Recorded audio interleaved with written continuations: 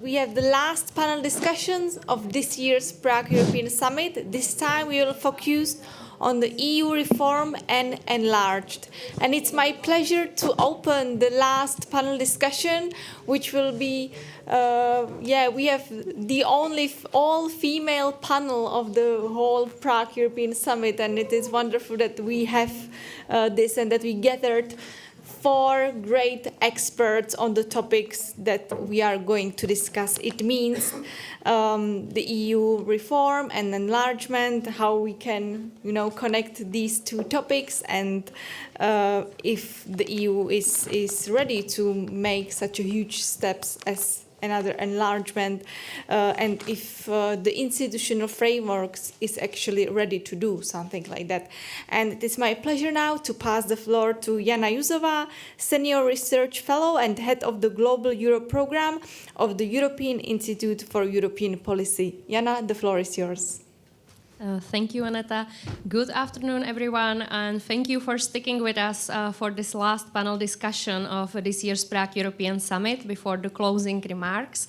I really appreciate that while we actually started this year's conference with a side event focused on female empowerment, we are closing it with all-female panel. So this is my pleasure to moderate this interesting, timely, and challenging discussion. I am joined here today by distinguished speakers, Isabel Yanides, a senior policy analyst from the European Parliament's Research Service, Camino Mortera Martinez, head of the Brussels office of the Center for European Reform, and Milica Uvalic, professor from the European University Institute in Florence. At this last panel discussion, we will be talking about topics which resonate very much at the EU level and in Brussels bubble throughout this year, and that is EU enlargement and necessary EU reform to enable new countries acceding to the European Union.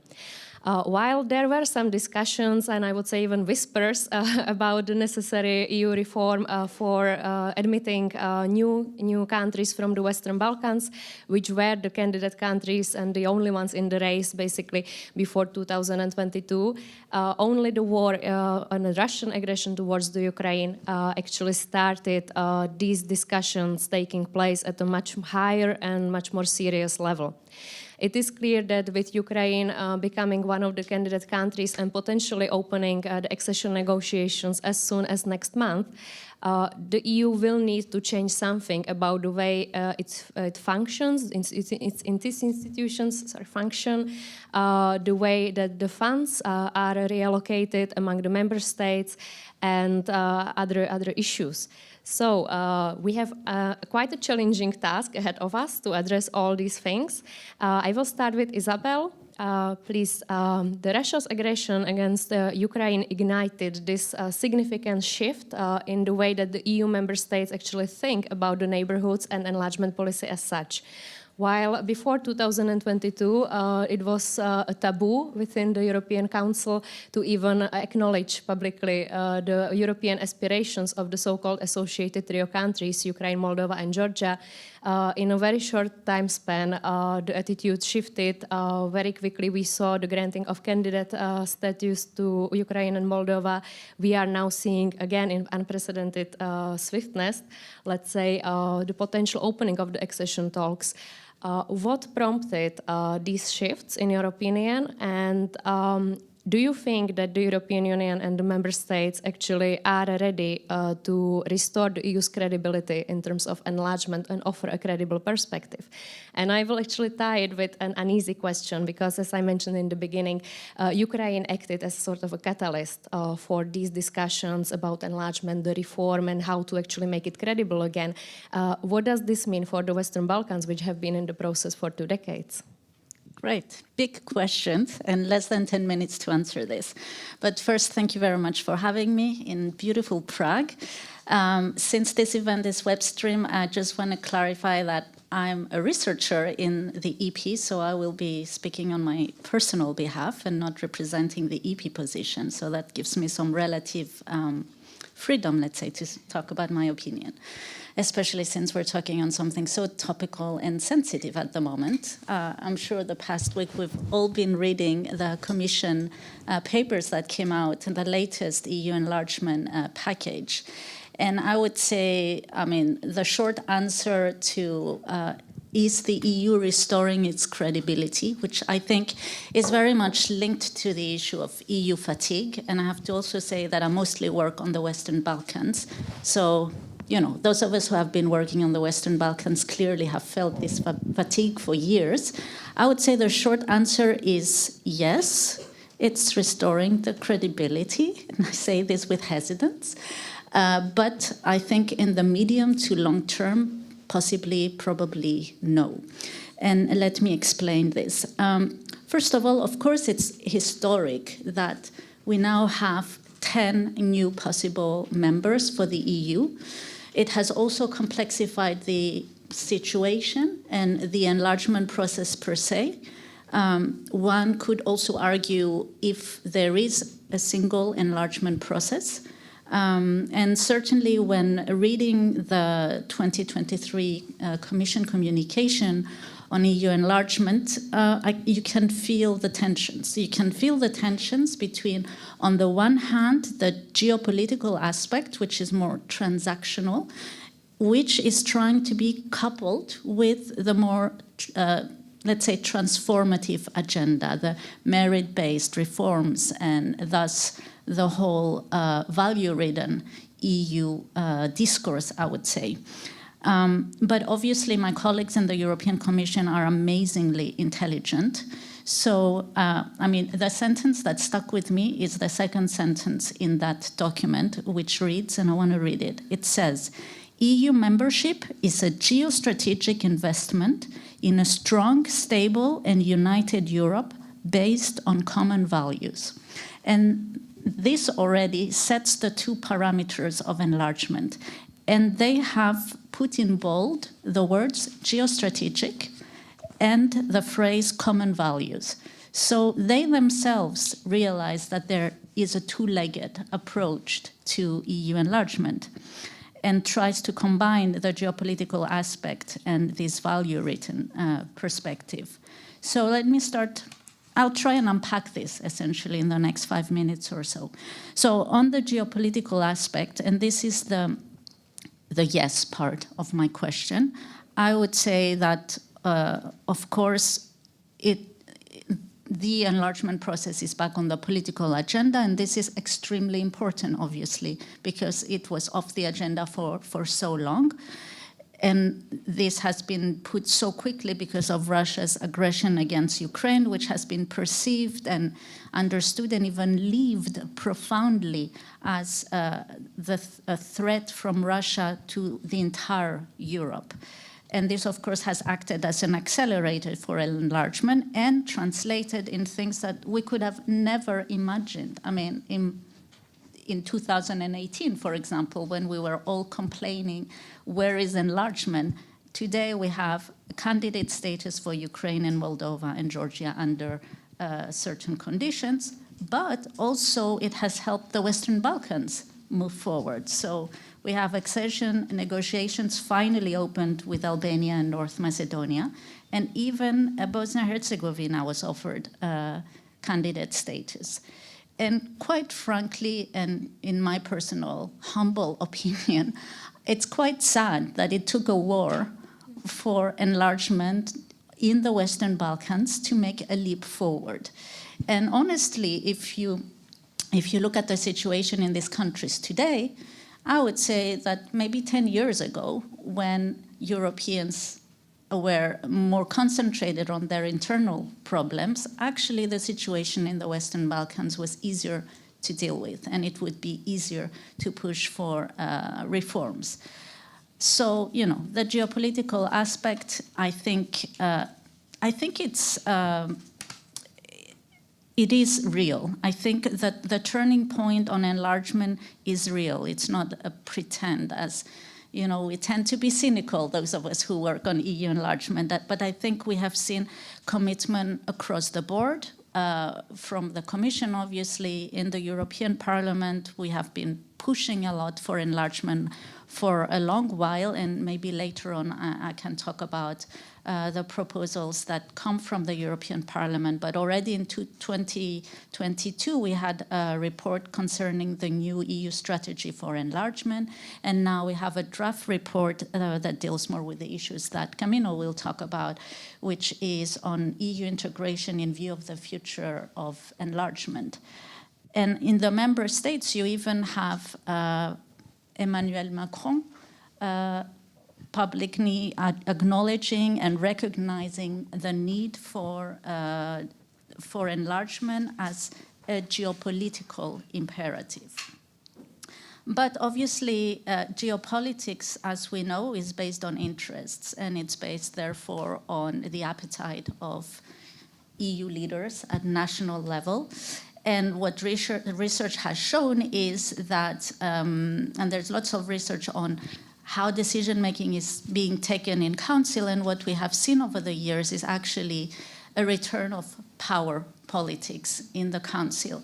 And what researchers observe is rather that Council, instead of being this venue of consensus building, it has been a venue where member states can air their disagreements on certain issues. And obviously we've seen this on the rule of law, but we've also seen it in foreign policy. We've seen it on the Eastern Mediterranean, for example. I mean, I can talk about the country that I know best, Cyprus, but also Greece, talking about the tensions in the Eastern Mediterranean, asking for conditions on Turkey. Turkey, by the way, is a candidate country, but we keep forgetting about it because it doesn't really have an enlargement perspective, and yet it is still included in the 2023 enlargement package. And these interests have also been used to slow down the accession process of North Macedonia, and possibly we'll see it slowing down Albania in the next European Council. So just to say that individual member states' interests can fluctuate. And so, yes, there is a momentum in the short term, but who knows what's going to happen in the medium to long term. And the other thing that the acceleration of EU enlargement has done is to put on the table how do we prepare for this future EU enlargement. So obviously there is the issue of the internal reforms, which Camino will talk about, but there's also what are the conditions for the applicants, for the candidate countries to move forward on enlargement. And so that means we need to remember that the whole geopolitical, argument hasn't at all erased the need for fundamental reforms in rule of law, for example, dealing with bilateral disputes, and obviously all the social and economic reforms that are required.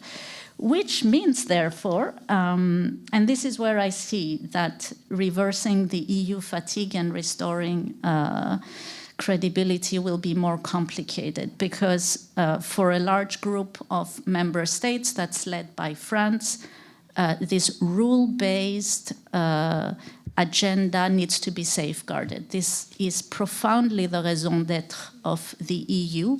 And that means also that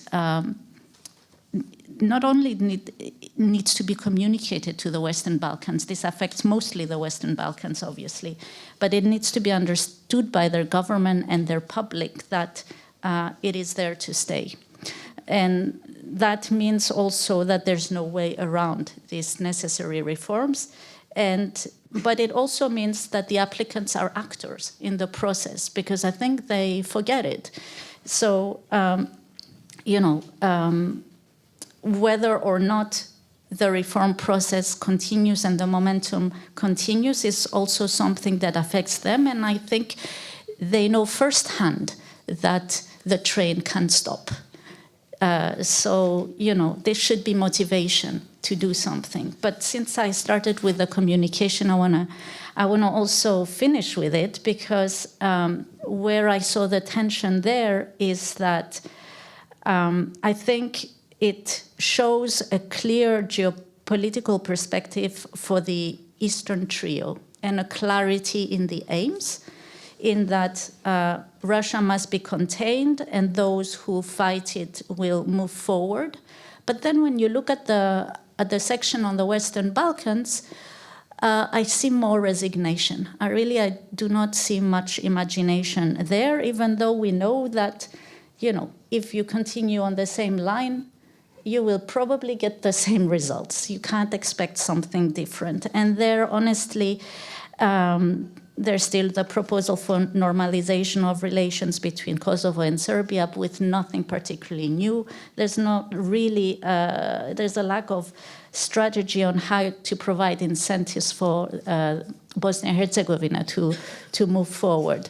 So, in a way, I wonder whether the EU is still underestimating the geopolitical importance of the Western Balkans. And we shouldn't forget that, they're in the inner yard of the EU, and they too can be a geopolitical asset. And I'll stop here. Thank you.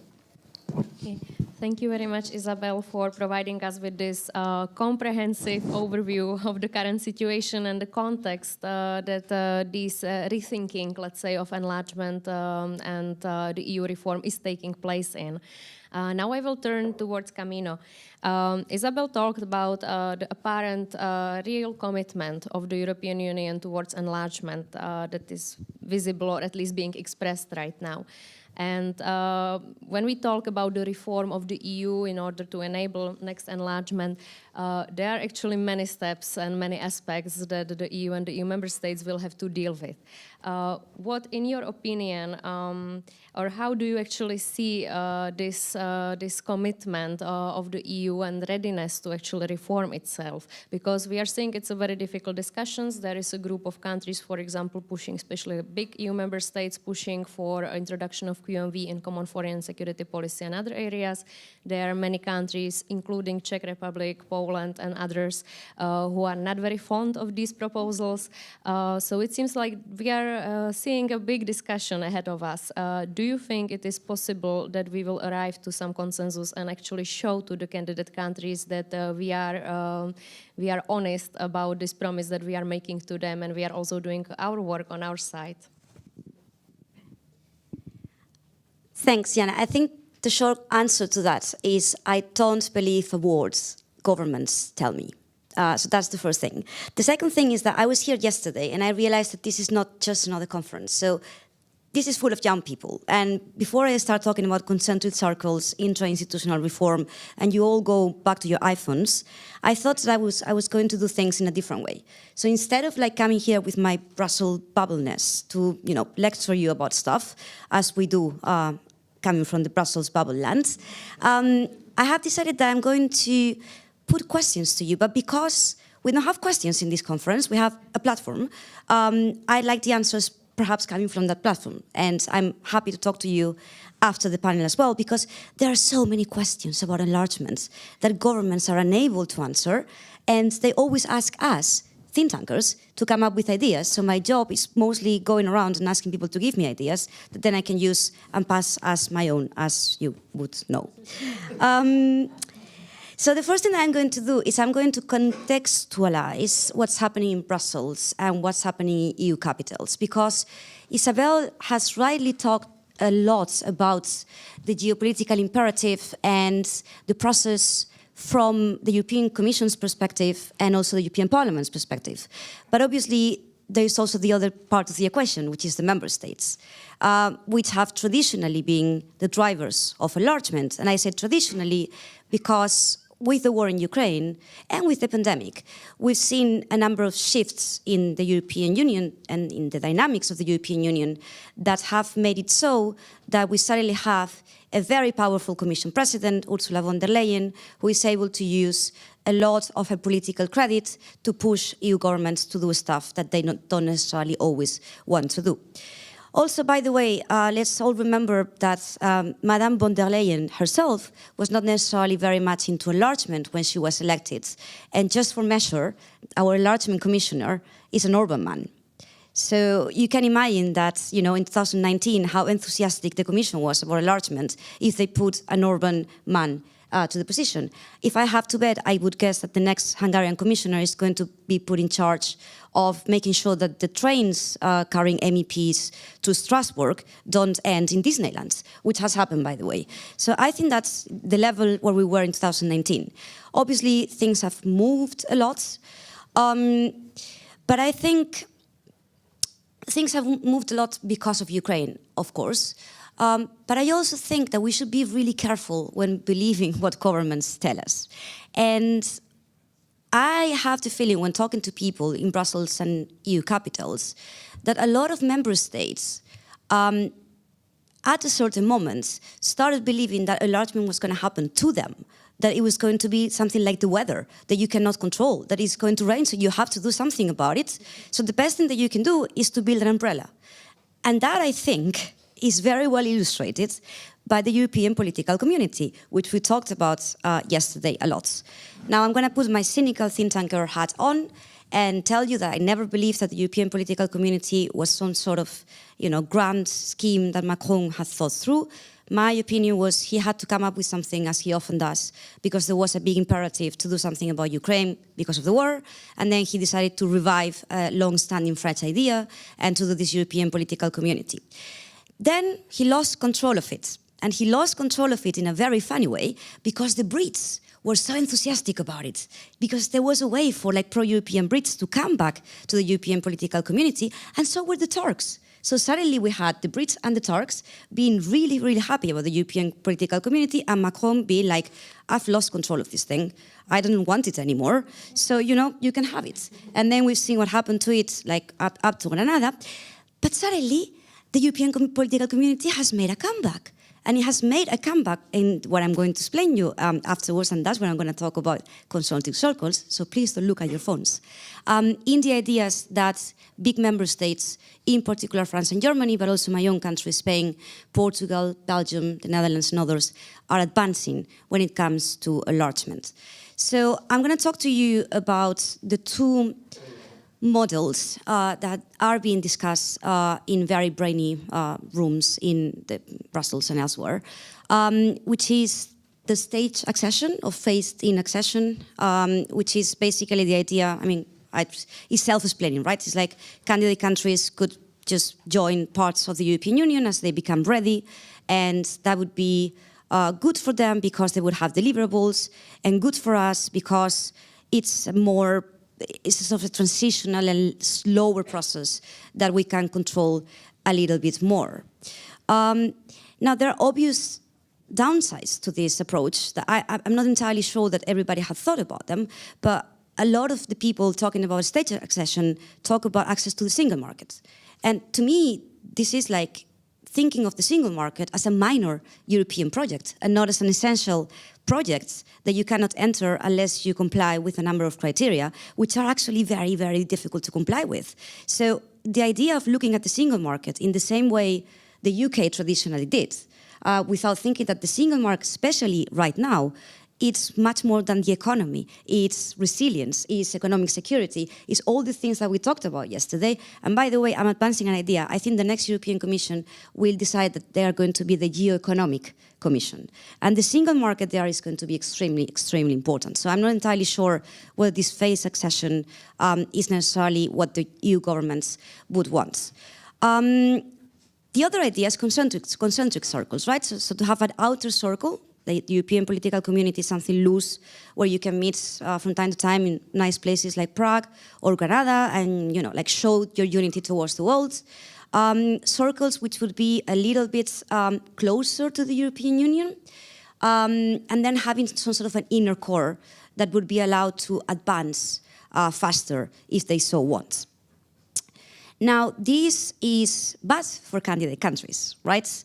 Because that means that you have the potential to park them in the outer circle forever. At the same time, it's also good, and that's why I'm telling you that I'm just asking you questions. I'm not giving you answers, because they can join those outer circles faster, and that's something that they could also sell to the populations. Because I think at the end of the day, enlargement is a lot about selling it to your voters. What does the European Union get for that? Not only does do European governments, get to control the process a little bit more, but they also get to do something that they've been trying to do for a long time and that actually links with the reform that we were talking about, which is what to do with all the problems that we already have. And this consortium circles is one idea that has been floated for the longest time so that you can deal with problems with the shape of Hungary, for example. We were hearing before that maybe there will be another referendum in Hungary. If there is a referendum on should Hungary be part of the common European foreign security policy, maybe, there can be an outer circle for that. If the Eurozone wants to integrate further and people want to join it, maybe that could be a way to move forward on some kind of, problematic questions. And it would also allow the European Union to deal with something that, to me, some people call it the Copenhagen dilemma. I prefer to look at it as the Copenhagen paradox, which is that you have to be really, really, really, really good before you join the European Union. And then once you have a seat in the Council, you can do whatever you want, because nobody can kick you out. And that is something that member states, indeed, France, Germany, but others as well, are very, very worried about. Reform, and I'm going to be quick because I know that I'm taking a lot of time. I think European member states have realized that they have to reform whether there is enlargement or not, because there are many things that need to be rethought at a moment where, I don't need to talk to you here what the moment is. There are lots of problems around the world and the European Union has changed a lot. All these reforms are going to touch upon, in one way or another, policies that enlargement will be very important for. Fiscal rules, decision-making, voting in the Council, ponderation of votes, the common agricultural policy, you name it. There are so many policies that need to be rethought before we can even think of getting bigger. So now I'm going to finish my intervention with the thorny questions that I'm sort of hoping that you can solve for me so that I can steal them. One of the suggestions that I've heard lately is because reform is going to be so complicated, because there is no appetite for trade reform, because once again, people are just thinking that enlargement is happening to us, as opposed to thinking, can we be proactive in trying, to make this work for all of us. One idea making the rounds is to have two small countries, like entre guillemets, quote unquote, and problematic countries, maybe, less problematic than Ukraine, joining the European Union before there is any reform on the table, to show, that enlargement can be good, and that we can move forward, and that we don't need to reform anything, that everything is going to be okay. Now, I think this is probably going to backlash for several reasons, but one of them is because what are the others going to think? And especially, what do you do with Ukraine? Because if we are talking about this, if I'm here, it's because there was a war in Ukraine that was like a watershed moment for the European Union. Kissinger has presented the utilitarian case for having Ukraine joining both NATO and the European Union, which is we're going to have the biggest army in Europe, the biggest and better trained army in Europe, and it's going to be completely out of our control. So wouldn't it be better to have some control over it and bring Ukraine into the European Union and NATO? Now, paradoxically, it used to be more difficult to get NATO membership than to get into the single market. Now it's the other way around. So I'm not entirely sure that everybody has thoughts within the community that is advocating for Ukraine membership of the European Union and fast-tracking and all these kind of things, about a number of problems that I would like you to solve for me. So one of these problems is, how do you integrate a country that is divided and at war into the European Union as we have it now? And of course we have Cyprus. But the difference with Cyprus, there are two differences with Cyprus. The first one is that there was Greece pushing for Cyprus to enter the European Union. I'm not entirely sure who is going to be the Greece of Ukraine. I thought it was going to be Poland, apparently not anymore. And the second question is that the conflict in Cyprus is in between, it was between two candidate members, and now it's between an existing member and a candidate member. Even though Turkey, we know, is not going to join anytime soon, but it's still a candidate member. You don't have the same with Russia. My second question is, what Ukraine is going to enter into the European Union? What are the borders? And somebody told me, some clever ambassador told me, they say, it doesn't matter, we just say whatever the UN says. I'm like, yeah, but I mean, are you going to go and tell Zelensky, you know, you have to choose in between Crimea and membership of the European Union? And if not, what are you going to do with your Article 42.7 of the Treaty of Lisbon, which is basically the equivalent of Article 5 of the NATO Treaty, without having an Article 4?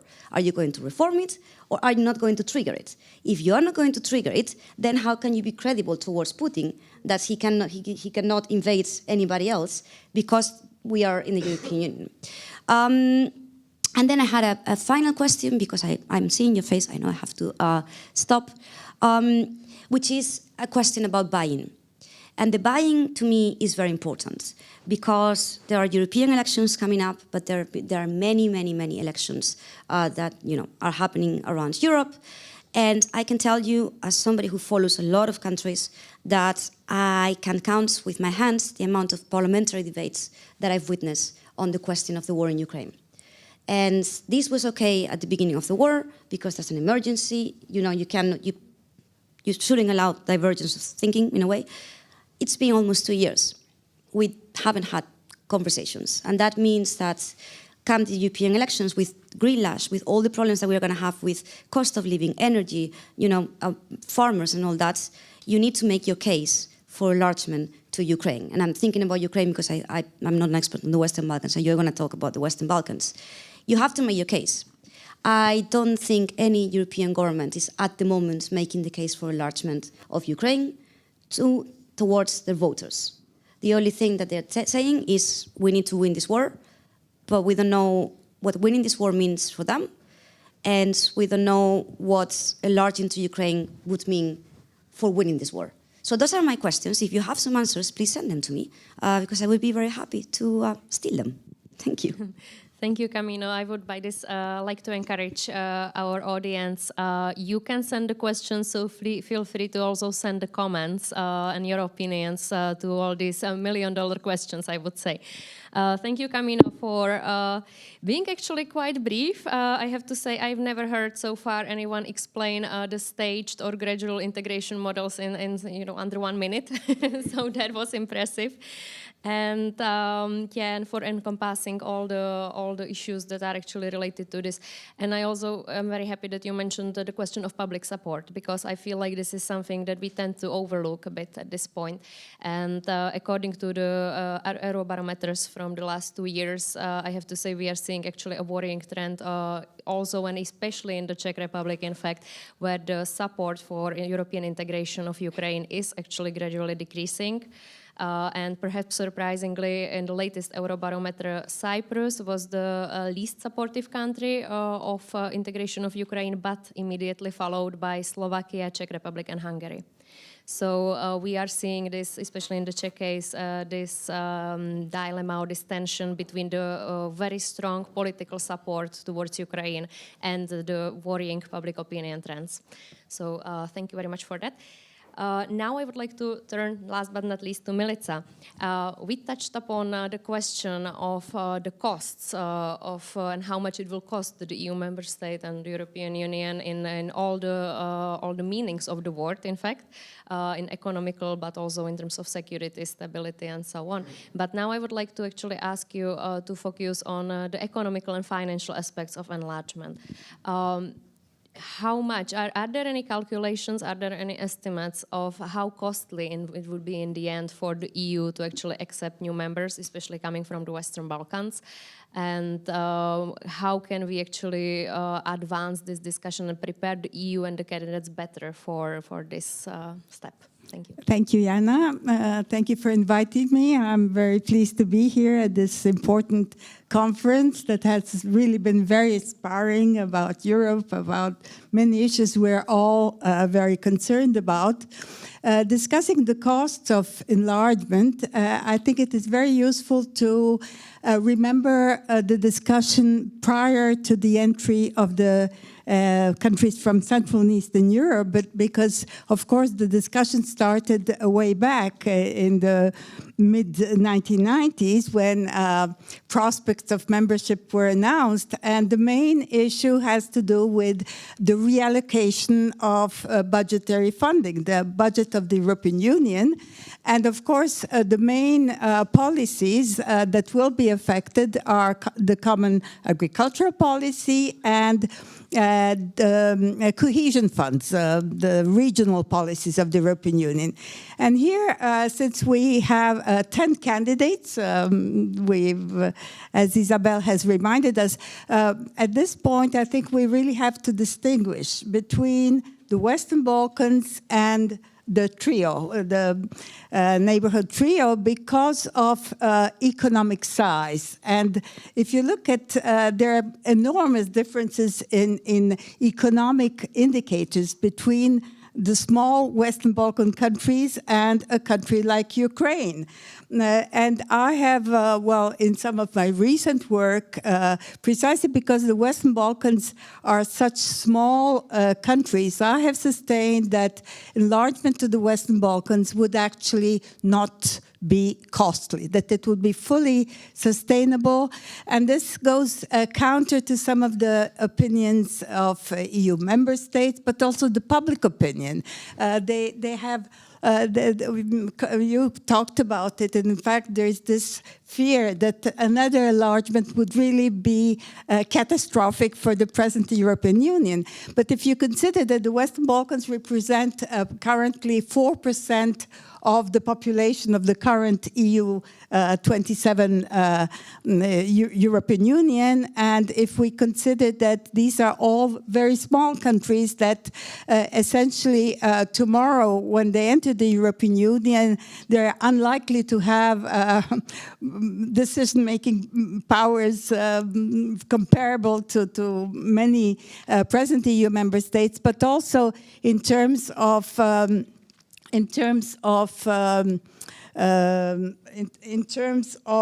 the EU budget, there have been quite a few studies. Well, I wrote a paper some years ago, but there's an excellent paper by Moimir Mrak and his colleagues that actually shows that enlargement to the Western Balkans would cost something like less than 0.03% of member states' income. So really the implications are unlikely to be important.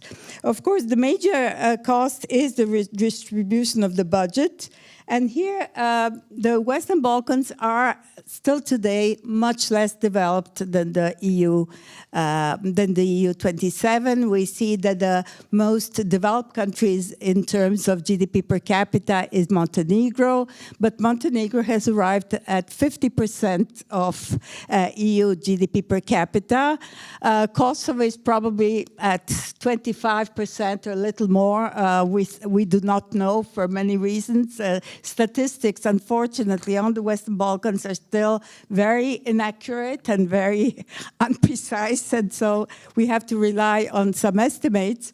So they would, of course, have access to substantial funding for development purposes. And the Western Balkans are also more agricultural than the average EU member states. They still have some countries, especially Albania, has a huge labor force in the agricultural sector. Value added in the sector is also very high. And so, of course, these are some considerations. But still, I think that the benefits, I'm talking about the Western Balkans, and then if I have time, I would like to mention some further statistics. I think that the benefits are likely to be greater than the costs.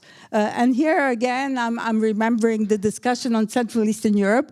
We have the general benefits of EU enlargement. I mean, the whole integration process process in the European Union has been, I think, beneficial for countries entering, but also for the whole European Union. But then there are also specific, we know it from the literature, from various reports and studies, but also for specific benefits in the case of the Western Balkan countries. They would have access to much higher funding, much higher resources of the European Union. They would have to apply the rule of law. They would have to confirm with some norms that we are trying to apply in the European Union. So generally, I think in this sense, the benefits are likely to be much higher than the potential costs. Now, just a few words about comparing the Western Balkans with Ukraine. Now, of course, I don't want to be, I don't want to sound too much in favor of the Western Balkans, but the Western Balkans somehow are very small economies, and this is often forgotten. I have already mentioned that in terms of population, there are only 4% of the current EU population. If you look at Ukraine, it's more than 9% of the EU population. In terms of levels of development, now in the Western Balkans, you see that it goes from 4,400 something euros in Kosovo at current prices to 8,000 in Montenegro. Ukraine presently has a GDP per capita in current prices, which is actually lower than Kosovo, which means that it's even poorer in GDP per capita terms than Kosovo. And also, with respect to the EU level of GDP per capita, if Kosovo is today at 25% and Montenegro is 50%, Ukraine, unfortunately, is probably somewhere where Kosovo is. But unfortunately, we do not have the data. We simply missed the statistics. Eurostat has not published some of these statistics. I could say much more also about the agriculture. Agriculture was one of the topics that was very much debated in the 1990s. And in fact, the first studies produced by the European Commission actually stated that the common agricultural policy as it was at that time would not be applicable to the Central East European countries. So there was a long debate, there were studies prepared, and finally the rules were changed. The rules were changed in order to accommodate the Central East European countries. And of course, there was a huge disproportion at that time when we had the big enlargement in 2004 between low levels of development and relatively low GDPs in Central and Eastern Europe. And anyway, these are topics that I have followed in the 1990s, etc. And somehow, I think altogether, there are a lot of misperceptions about the Western Balkans that must be removed precisely because I think the impact, the economic impact would be negligible. So to start with, of course, there are many other things I would like to say. Yes, thank you very much, Milica. We will get to more questions in the second round and then with the questions from the audience. Now, before I will actually read out all the questions that we are receiving from you, and I have to say they are actually coming quite many, which is positive, of course, for the last panel discussion of the Prague European Summit. I will turn to you, ladies, with my own questions, because this is a very interesting discussion and there are many elements to address. So, Isabel, Camino talked about, as I appreciate it, summarized very briefly, the different approaches of staged accession or phasing in, or now we talk about gradual integration and so on. In your personal opinion, do you think that these proposed approaches can actually somehow accelerate or enable faster EU enlargement, or is there a potential risk that it would only lead to further stalling at different stages? I have to say, for stage accession, I'm quite hopeful. I think it is a good solution.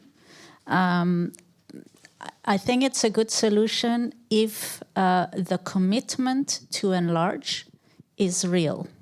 Now, I don't believe in dates. You can never give a final date, say in 2030, so-and-so will exceed. This is predetermining a political process. It is impossible. But what you can do is give dates, create a roadmap, let's say, and give dates for benchmarks that need to be accomplished for you to enter a specific phase, let's say, if it's a stage accession. I think that's fair enough to do because it's also part of monitoring and evaluating a process. So fair enough. I wonder if I can comment on some of the things that were said by my panelists. I will be brief.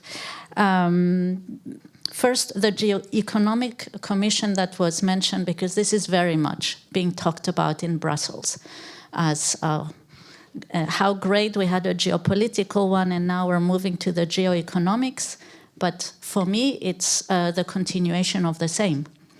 You will still see these tensions between do we do it for transactional reasons, for interest, for short-term results, and what happens with the values. And if you look at the economic security communication that came in, that very much also talks about, and it has been the trend since 2006 in the global EU, the European global strategy that talked about principled pragmatism, which already compromised the common values discourse.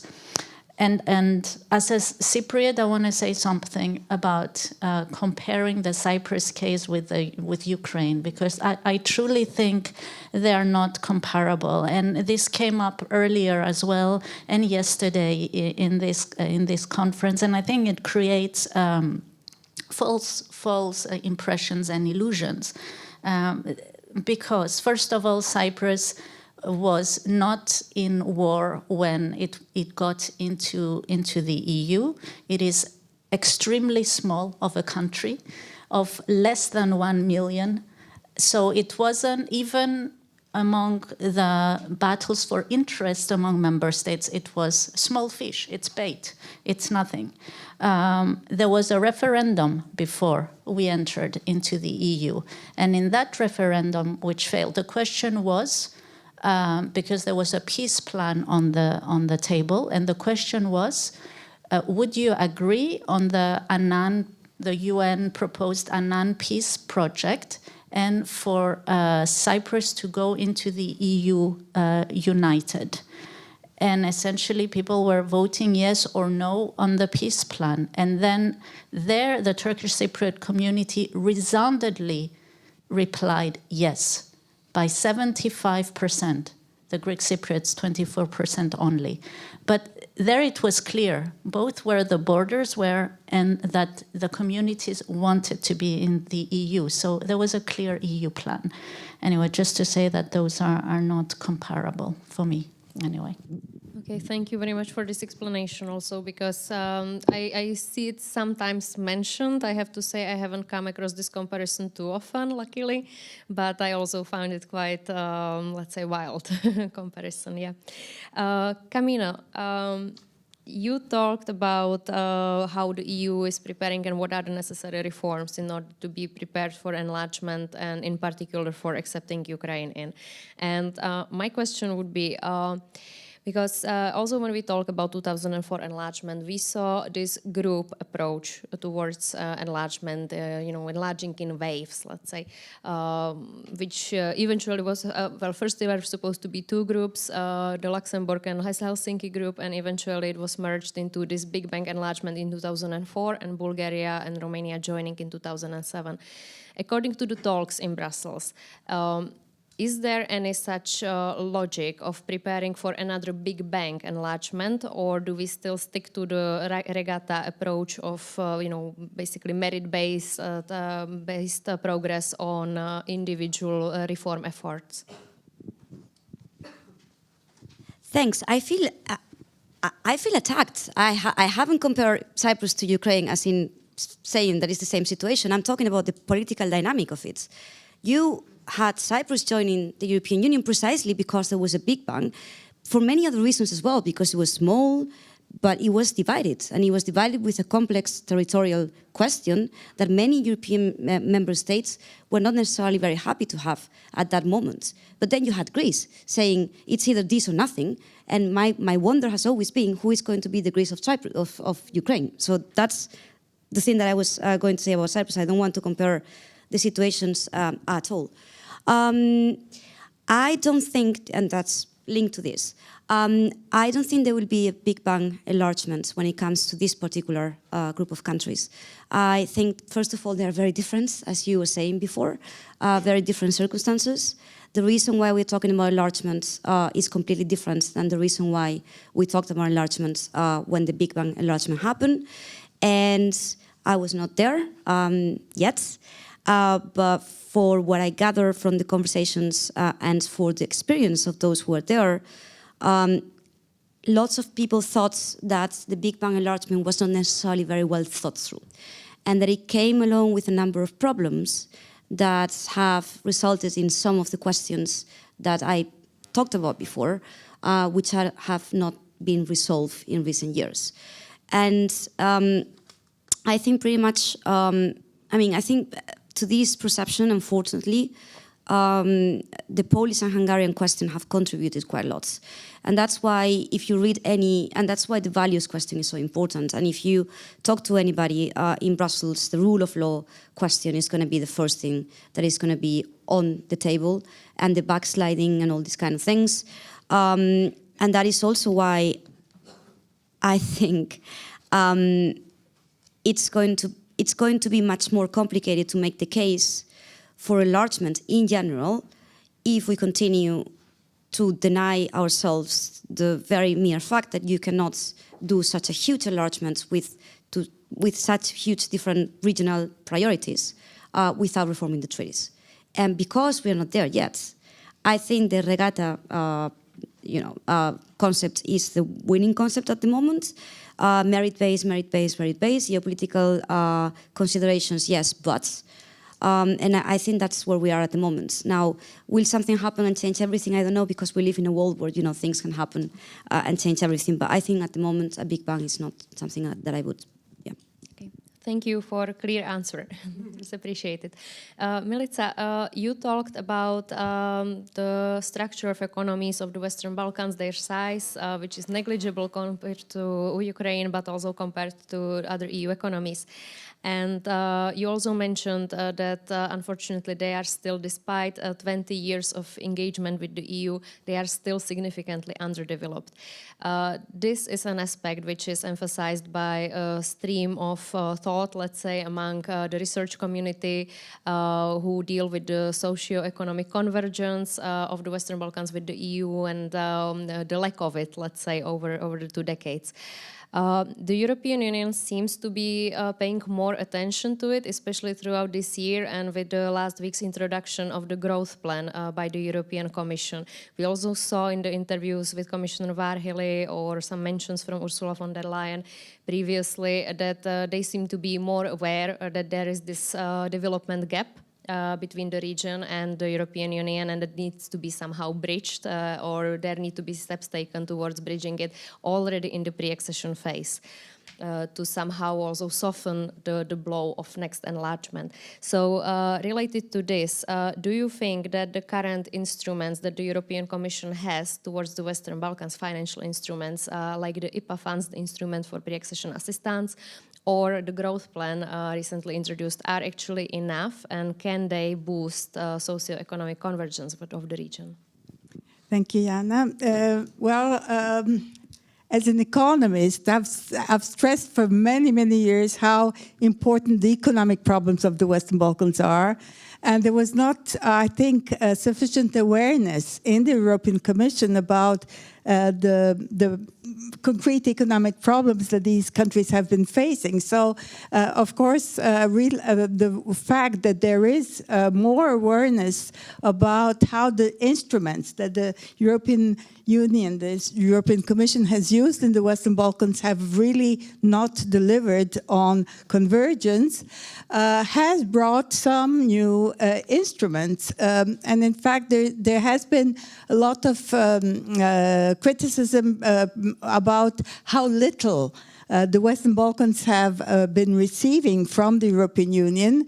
And in fact, if you look at before the adoption of this new growth plan for the Western Balkans, if you look at the 7-year multi-annual financial perspective, you will see that the Western Balkan, what was according to the planned allocations, the Western Balkans would be actually receiving something like less than 0.5% of total budget of the European Union. So actually 0.45% of total funds, which obviously is extremely little in comparison with present EU member states, the less developed countries that in fact are receiving substantial funding through cohesion policy, regional policies, and so on.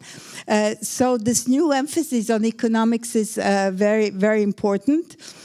But it will certainly not be enough. I think if I can also mention that in these 11 years, only North Macedonia and Montenegro have actually succeeded in moving towards the EU average GDP per capita by some 8 percentage points.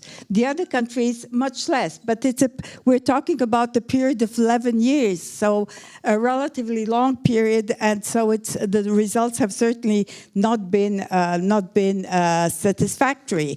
And that is why, in fact, also because of the criticism that the EU is not doing enough for the Western Balkans, there is this new growth plan for the Western Balkans that rests on 4 main pillars. One regards the internal market, including the Western Balkans as much as possible in various policy areas of the internal market. The second is regional cooperation, which has been there since the second half of the 1990s. The third is the fundamentals, of course, rule of law, but also socioeconomic reforms. And finally, a new financial package of 2 billion euros in grants and another 4 billion, which hopefully can be raised on the markets, loans, basically. And so this has been announced already last June by Ursula von der Leyen as a big change of policies for the Western Balkans. But actually, the main issue is this new financial package. But actually, it's only something like 20% more than what the Western Balkans were supposed to be receiving. And somehow, it cannot really make a difference. It cannot really make a difference. I don't think it can really have an important impact on development of these countries.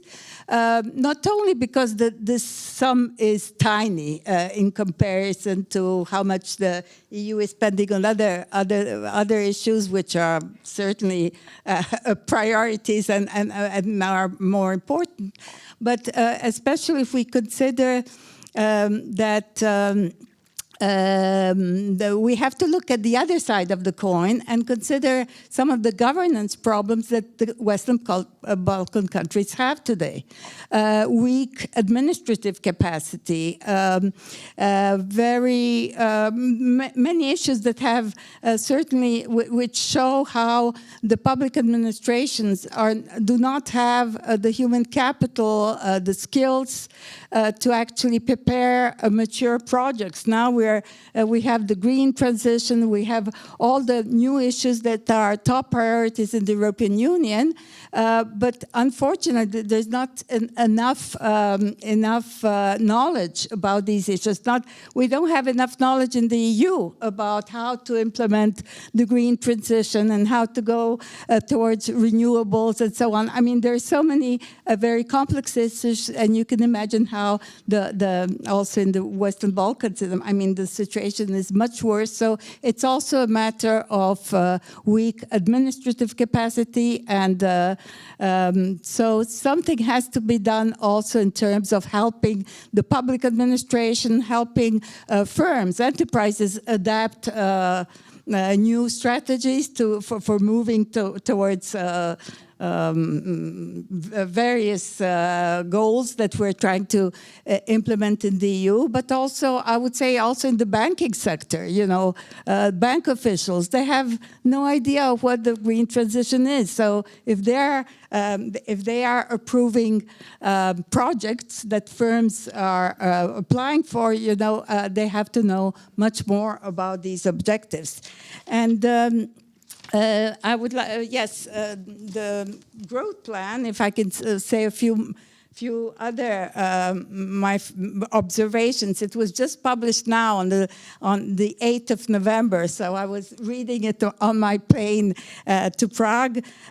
Of course, it's an attempt of the European Commission to do more for the Western Balkans, and this is, of course, very, very positive.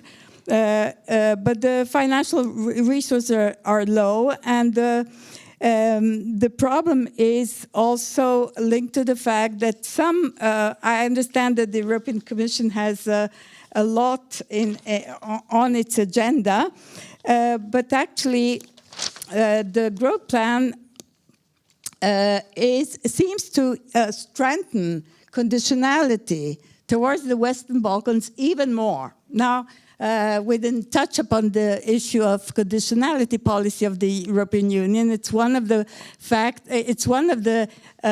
factors that have slowed down the integration of the Western Balkans into the European Union, because as you all know, it's not only the Copenhagen criteria, it's additional criteria linked to regional cooperation, linked to the all international treaties and so on. But now if you look at this new growth plan, you will find all possible issues which actually complicate policymakers in the Western Balkans in trying to obey and show that they're in line with some of these instructions and measures. So on the single market, for example, there are 7 priority areas, but if you look at them, it's, well, the things that we already know, but it becomes even more complicated. And what I'm especially surprised is that there's very little on education. Now, this morning, who was in this room this morning, we were discussing smarter Europe, the smarter European Union and more efficient European Union. And of course, what we have had as on the agenda of the European Union since the 2000s with this Lisbon strategy of knowledge-based economy, it has been smart growth, investing in research and development, investing in education. And it's surprising to see how there's only one point where vocational education is mentioned, but cooperation in vocational education among the Western Balkans. So educational reforms are left to the Western Balkans, and unfortunately there's a lot to be said. There's a big study we did for the European Commission in 2016 on all the Western Balkan countries, where we have tried to actually determine this huge mismatch between what the higher education institutions are producing and what the labor market needs are. But somehow it's not mentioned. Not only, but there's a new element. I'm sorry, I've been talking too much. There's a new element about, in this new growth plan, about value chains. Integration into industrial supply chains. And I was very, very happy to read this title. But then when you look at the document, you see that it is actually only 2 sectors. And I was amazed to read that they want to make strategic partnerships primarily in the raw materials value chains and critical medicines. So, of course, this is a long issue. I cannot go into that, but it's actually extraction of lithium and other raw materials, which of course are very important because of the green transition, because of electric cars and so on. But there are also there's a big discussion about the environmental impact of extraction of minerals. So anyway, I think this growth plan is full of contradictions, and somehow it's not sufficiently in conformity with the economic and investment plan that was launched 2 years ago, where you had 10 flagships, and where correctly, of course, there were 3 flagships dealing with the green transition. Somehow I don't see it included in this growth plan. So it's a bit contradictory for me. Okay, thank you, Milica. I will dive into the questions from the audience, and because they are quite numerous, I will merge some of them, in fact, and rephrase a little bit. Milica, you were also talking about the conditionality for the Western Balkans and how it actually changed, and that it's not really anymore about the Copenhagen criteria only. A huge issue in the Western Balkans were the bilateral issues, either between the candidates, but also, unfortunately, between member states and their neighboring candidate countries.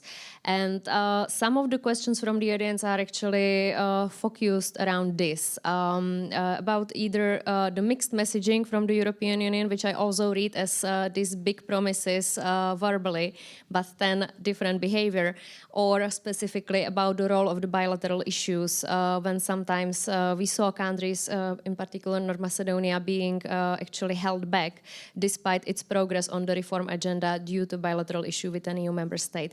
I will try to focus the question so it gives you an opportunity for a quick answer. Do you think there is a way how to resolve in a short or medium-term future this issue in the accession process, how to get rid of the vetoes by the EU member states on basis of bilateral issues? If you, Isabel, want to start? And please try to be brief because we are slowly running out of time and we have to finish on time this panel. There's no way of being brief.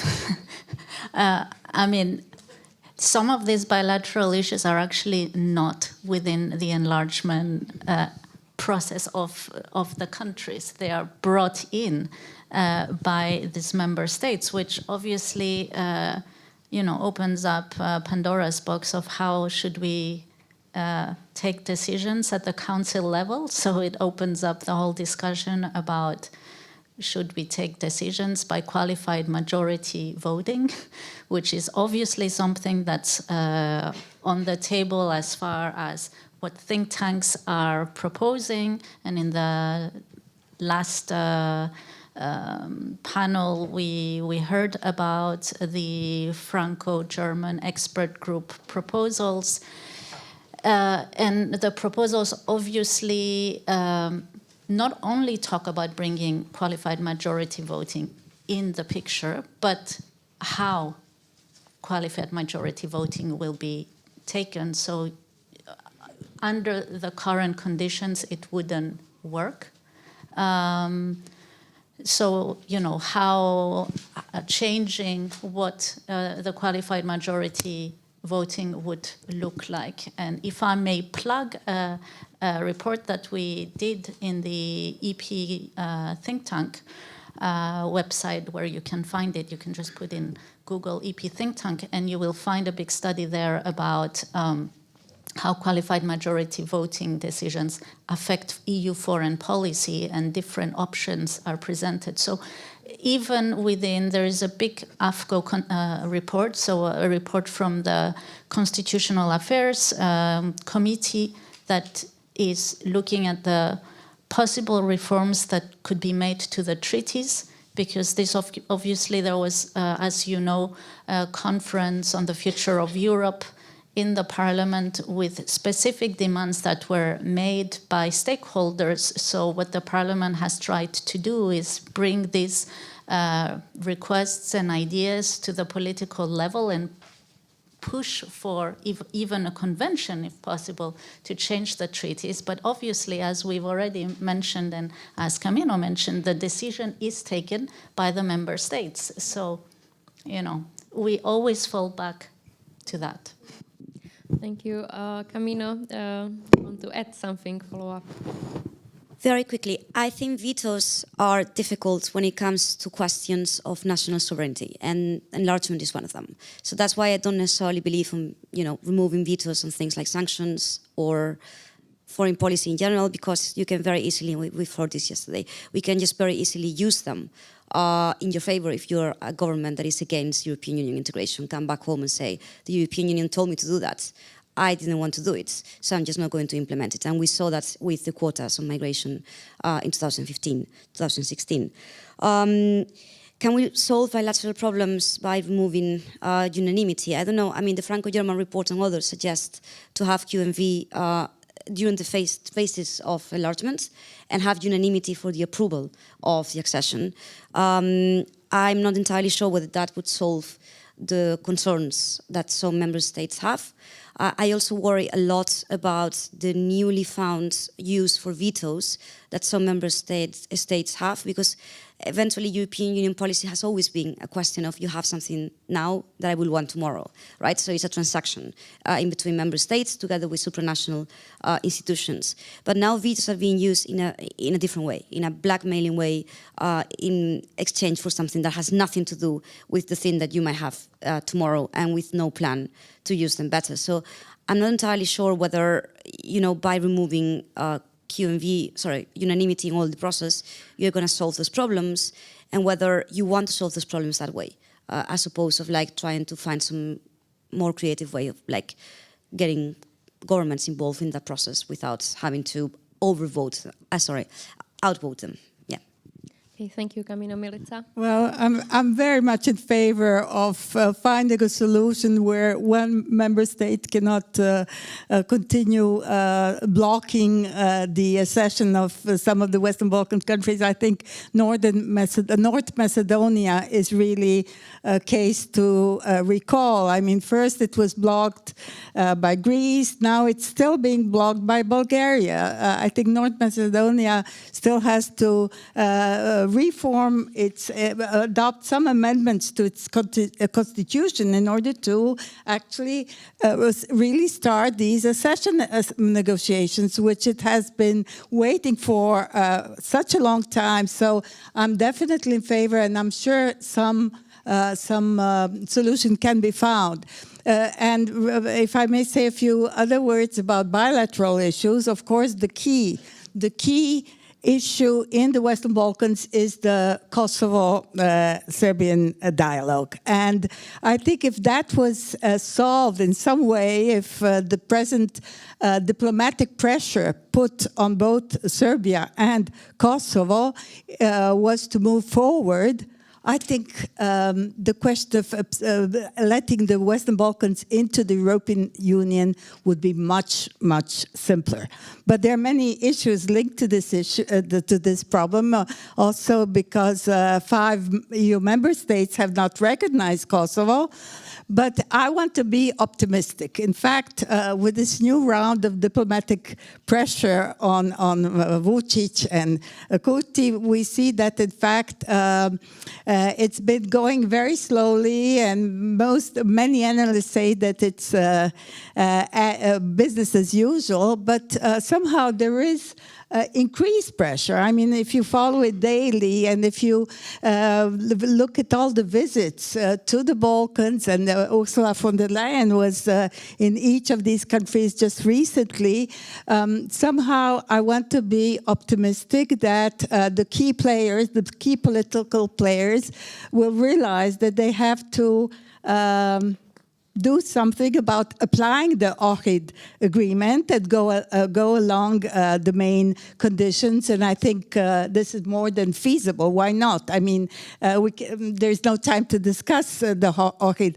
agreement, but I think that somehow I think there is more awareness at the political level that either you take it or you will be out of the European Union. So I think that perhaps we're moving towards some progress, and that would also be a step towards accelerating the entry of the Western Balkans into the European Union. Thank you, Milica. I love that we are ending on such a positive and optimistic note. That is unusual when discussing Western Balkans and enlargement.